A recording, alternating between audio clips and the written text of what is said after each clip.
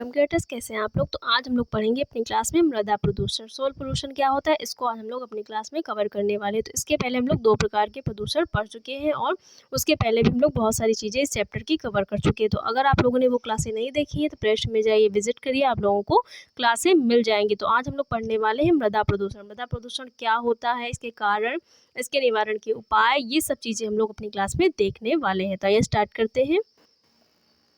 पहले जान लेते हैं कि मृदा प्रदूषण क्या होता है। तो मृदा में विभिन्न प्रकार के लवण, खनिज लवण तत्व, कार्बनिक पदार्थ जैसे जल एक निश्चित मात्रा अनुपात में रहते। तो मृदा में क्या होता है, जो भी खनिज लवण, कार्बनिक तत्व और जल, ये सब सारी चीज़ें होती हैं तो इनकी एक निश्चित मात्रा होती है और अनुपात होती है। उसी निश्चित मात्रा अनुपात में क्या होती है, ये मृदा या मिट्टी में विद्यमान होती हैं। मृदा में इन पदार्थ की मात्रा एवं अनुपात में होने वाले परिवर्तन को मृदा प्रदूषण कहते हैं। तो मृदा में इन पदार्थ की जो मात्रा है, अनुपात है, जब उनमें परिवर्तन आ जाता है, उनकी मात्रा में क्या हो जाए, परिवर्तन मतलब उनकी मात्रा बढ़ जाए या घट जाए, तो ये क्या कहलाता है, यही परिवर्तन क्या कहलाता है, मृदा प्रदूषण कहलाता है। तो मृदा प्रदूषण क्या होता है, मृदा में उपस्थित जो भी खनिज लवण, कार्बनिक तत्व और जल की निश्चित मात्रा अनुपात है, उसमें जब परिवर्तन हो जाता है तो ये परिवर्तन क्या कहलाता है, मृदा प्रदूषण कहलाता है। तो अब जानते हैं मृदा प्रदूषण के कारण कौन कौन से, किन किन कारणों से जो मृदा प्रदूषण है वो फैल रहा है।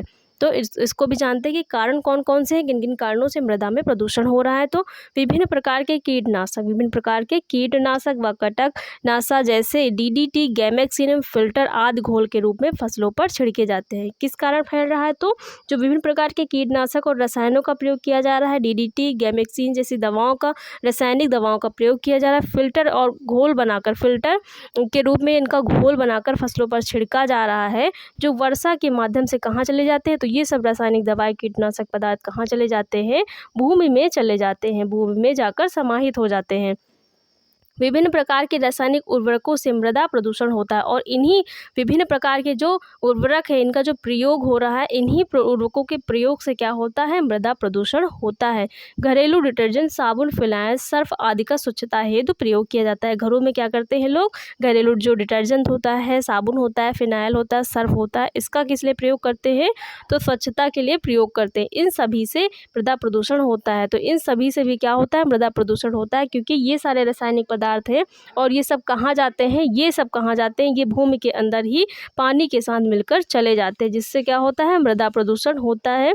हरे भरे वृक्षों के अंधाधुंध कटाई से मृदा अपरदन होता है। वृक्षों की पत्तियां सड़कर मृदा को प्राकृतिक खाद बनाती हैं। जो वृक्षों की पत्तियां हैं वो सड़कर क्या करती हैं, मृदा में प्राकृतिक खाद बनाती हैं। पेड़ पौधों के काटने से मृदा में ह्यूमस व जल की मात्रा घटती है। तो पेड़ पौधों के काटने से क्या होता है, पेड़ पौधों के काटने से मृदा में जो नमी की मात्रा है, जो जल की मात्रा है, जो ह्यूमस है, उसकी मात्रा दिन प्रतिदिन क्या हो रही है, घटती जा रही है। तो ये सब क्यों हो रहा है, क्योंकि जो वृक्ष हैं उनकी संख्या दिन प्रतिदिन कम होती जा रही है, जिससे क्या होता है, जिससे भूमि का जो अपरदन होता है, निरंतर भूमि का जो कटाव है वो बढ़ता जा रहा है, जिससे मृदा अपरदन होता है। तो मृदा अपरदन क्या होता है, भूमि का कटाव क्या कहलाता है, मृदा अपरदन कहलाता है। और क्यों होता है, तो वृक्षों की कमी के कारण ये सारी चीज़ें देखने को मिल रही हैं और जो मृदा है उसमें ह्यूमस व जल की मात्रा भी घटती जा रही है।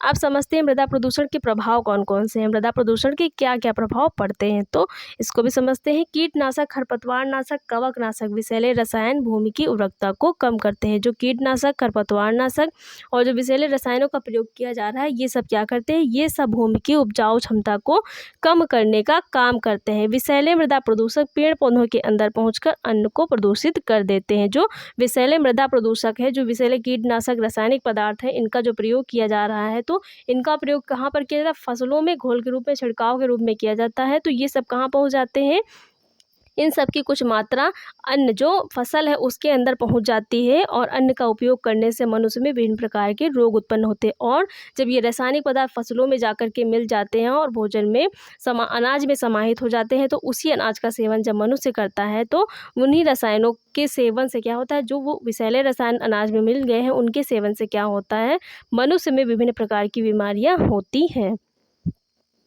अब समझते हैं मृदा प्रदूषण रोकने के उपाय कौन कौन से, किन किन उपायों का प्रयोग करके भूमि में जो प्रदूषित हो रही है, मिट्टी जो प्रदूषित हो रही है, उसको किस प्रकार से रोका जा सकता है, उसके उपाय कौन कौन से हैं। पहला है प्राकृतिक खादों का उपयोग करके। क्या किया जाएगा, रासायनिक खादों के स्थान पर किसका प्रयोग करना चाहिए, तो प्राकृतिक खादों का उपयोग करना चाहिए। मृदा प्रदूषण रोकने के लिए रासायनिक खादों का प्रयोग करके प्राकृतिक प्रयोग करना चाहिए। कुछ लिख गया है उल्टा सीधा, यहाँ पर कुछ टाइप हो गया है। तो प्राकृतिक खादों के स्थान पर क्या होना चाहिए, रासायनिक खादों के स्थान पर प्राकृतिक खादों का प्रयोग करना चाहिए। तो मृदा प्रदूषण को कम करने के लिए सबसे पहला उपाय क्या है कि जो कीटनाशक रासायनिक खादों का प्रयोग किया जा रहा है, उनके स्थान पर क्या किया जाना चाहिए, प्राकृतिक खादों का प्रयोग किया जाना चाहिए। गोबर से बनी खाद, पेड़ों की पत्तियों से सड़कर बनी खाद जो होती, उसका प्रयोग किया जाना चाहिए। तो इससे क्या होगा, इससे भूमि की जो उपजाऊ क्षमता है वो भी बढ़ेगी और मृदा में जो प्रदूषण है वो भी कम होगा। अगला है कीटनाशक खरपतवार नाशकों का संतुलित प्रयोग। तो कीटनाशक खरपतवार नाशक का जो प्रयोग है वो कितनी मात्रा में करना चाहिए, बहुत कम मात्रा में करना चाहिए, संतुलित प्रयोग करना चाहिए। लेकिन आजकल क्या हो रहा है, आज के आधुनिक युग में लोग जो मिट्टी है उसकी उपजाऊ क्षमता को बढ़ाने के लिए, फसल के अधिक से अधिक उपज पाने के लिए अत्यधिक मात्रा में कीटनाशक और रासायनिक पदार्थों का प्रयोग करते हैं, जिससे जो मृदा में प्रदूषण है वो दिन प्रतिदिन बढ़ता जा रहा है और भूमि की जो उपजाऊ क्षमता है वो बढ़ने की जगह क्या हो रही, घटती जा रही है। अगला है कीटनाशकों को सीधे अनाज में ना मिलाना। तो कीटनाशकों को सीधे अनाज में ना मिलाना मतलब जो कीटनाशक रासायनिक पदार्थ है उनको सीधे अनाज में नहीं मिलाया जाना चाहिए। उनको किस प्रकार से प्रयोग करना चाहिए, तो जो DDT और गैलेक्सी जैसे कीटनाशक है उनका क्या करना चाहिए, गैमेक्सिन, यहाँ पर गैमेक्सिन जैसे जो कीटनाशक है उनको सीधे अनाज में नहीं मिलाना चाहिए, बल्कि उनके बीच में क्या होना है, कोई माध्यम यूज करना चाहिए। किसी माध्यम को बीच में ला करके उसको अनाज में मिलाना चाहिए और उस अनाज को सीधे उपयोग में नहीं लाना चाहिए, बल्कि उपयोग में लाने से पूर्व क्या करना चाहिए, अच्छी प्रकार से धो लेना चाहिए। तो रासायनिक जो कीटनाशक पदार्थ है, रासायनिक खादें या रासायनिक कीटनाशक जो भी विषैले पदार्थ हैं उनको सीधे अनाज में नहीं मिलाना चाहिए और अनाज को प्रयोग में लाने से पहले क्या करना चाहिए, धो लेना चाहिए। तो इससे भी मृदा प्रदूषण को रोका जा सकता है। अगला है अपमार्जकों को जलाशय में गिराना। तो अपमार्जकों को जलाशय में किस प्रकार से गिराना चाहिए, घर या शहर से निकले अपमार्जकों को नालियों के द्वारा शहर से दूर ले जाकर प्रयोग में ना आने वाले जलाशयों में गिराना चाहिए। कहाँ गिराना चाहिए, तो जो घर या शहर से निकलने वाला जो अपमार्जक है, जो कूड़ा करकट है, उसको कहाँ पर गिराना चाहिए, नालियों के द्वारा शहर से दूर ले जाकर ऐसे जलाशय में गिराना चाहिए जिन जलाशयों का प्रयोग मनुष्य या किसी अन्य उपयोग में नहीं होता है। तो ऐसे जलाशयों में ले जाकर गिराना चाहिए जिसका उपयोग नहीं किया जाता है, या उन जलाशयों में गिराना चाहिए जिस जलाशय के जल का उपयोग किसी भी कार्य में नहीं किया जाता है। तो उन जलाशयों में जा कर के जो अपमार्जक है उनको गिरा देना चाहिए, डाल देना चाहिए। और लास्ट है हम लोगों का मृत जानवरों और कूड़ा करकट को गड्ढों में दबा देना चाहिए। जो मृत जानवर, जो मरे हुए जानवर है, जो अपशिष्ट कूड़ा करकट है, उसको कहाँ दबा देना चाहिए, तो गड्ढों में दबा देना चाहिए। मृत जानवरों के शरीर तथा कूड़ा करकट को कहाँ, शहर से दूर ले जाकर, मतलब शहर से काफ़ी दूर ले जाकर, जहाँ पर आबादी निवास नहीं करती है, आबादी के क्षेत्रफल, जनसंख्या के क्षेत्रफल से काफ़ी दूर ले जाकर कहाँ करना चाहिए, तो मिट्टी के अंदर दबा देना चाहिए। मृदा प्रदूषण को रोकने के लिए वृक्षारोपण करना अति आवश्यक है। तो मृदा प्रदूषण को रोकने के लिए सबसे अच्छा उपाय क्या है कि अत्यधिक मात्रा में वृक्ष लगाए जाने चाहिए। इससे जो मिट्टी है उसकी स्वाभाविक उर्वरक क्षमता बढ़ेगी। इससे क्या होगा, पेड़ पौधों को लगाने से जो मिट्टी की स्वाभाविक उर्वरक क्षमता है वो बढ़ेगी और मृदा का जो प्रदूषण है वो धीरे धीरे स्वाभाविक रूप से स्वतः ही खत्म हो जाएगा। तो सबसे अच्छा उपाय क्या है कि इन उपायों के साथ साथ एक और उपाय भी अपनाना चाहिए। वो उपाय है कि अत्यधिक मात्रा में वृक्षों को लगाना चाहिए, जिससे जो मृदा की उपजाऊ क्षमता है वो स्वाभाविक रूप से बढ़ेगी और मृदा का जो प्रदूषण है वो भी धीरे धीरे क्या होगा, कम होने लगेगा। तो आज हम लोगों ने अपनी क्लास में क्या जाना है, मृदा प्रदूषण जाना है। इसके बाद जो नेक्स्ट क्लास होगी उसमें हम लोग अगला वाला प्रदूषण पढ़ेंगे। तो गाइस, आप लोगों को क्लास कैसी लगी, अगर क्लास अच्छी लगी हो तो वीडियो को लाइक, शेयर और चैनल को सब्सक्राइब करें। साथ ही अगर कंटेंट पसंद आ रहा हो तो कमेंट करना वीडियो के नीचे मत भूलिए। Thanks for watching guys.